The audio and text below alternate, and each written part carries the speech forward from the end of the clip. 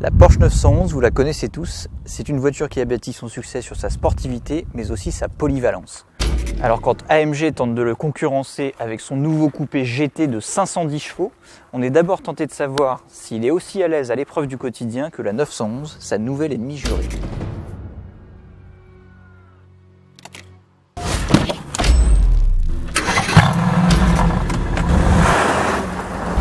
Au quotidien, on doit parfois faire des créneaux et la GT sait le faire, même si l'immense capot complique un petit peu l'exercice.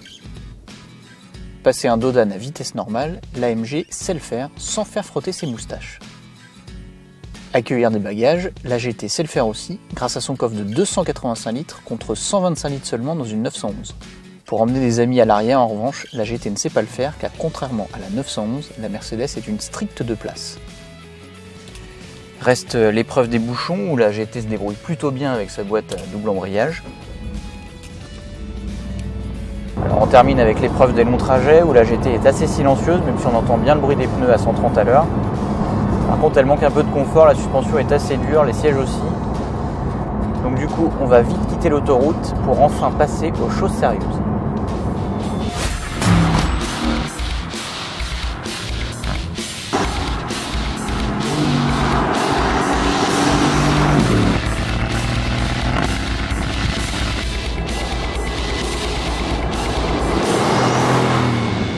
Avec cet AMG GT, on dispose d'un V8 plus petit que celui de l'ancienne SLS puisqu'il passe de 6,3 litres à 4 litres de cylindrée. Et il est désormais suralimenté par 2 turbos. Donc on ne perd pas en sensation, c'est même l'inverse, on gagne en performance. La poussée est bien plus franche dès 2500 tours et elle semble vraiment inépuisable jusqu'à la zone rouge. La boîte à double embrayage est aussi plus réactive, on gagne vraiment en rapidité à la montée comme à la descente des rapports. Quant à la sonorité, alors elle n'est plus aussi caverneuse que l'ancien V8 atmosphérique, mais elle reste très sympathique avec l'échappement actif en position sport. D'ailleurs, je vais me taire un petit peu pour que vous puissiez en profiter.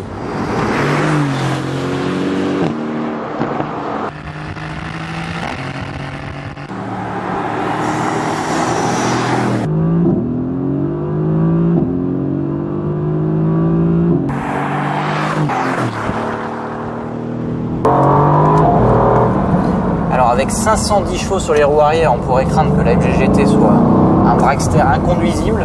Et ben c'est pas du tout le cas. Le train avant se jette dans les virages, le freinage est quasi indestructible. Et ce qui est surtout impressionnant, c'est la motricité. Il n'est quasiment pas nécessaire de doser l'accélération en sortie d'épingle. Ça, avec l'ancien SLS, c'était pas vraiment le cas.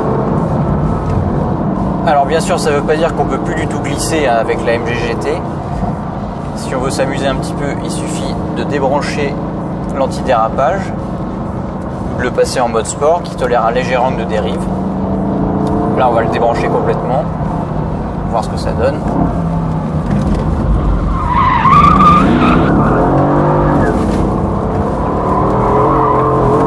Ah, ça glisse toujours, il n'y a pas de problème.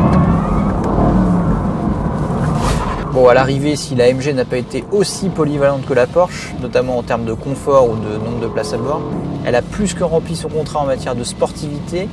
Et ça nous promet des beaux duels dans le futur. Et avec une 911 à l'échelle 1 cette fois-ci, c'est promis.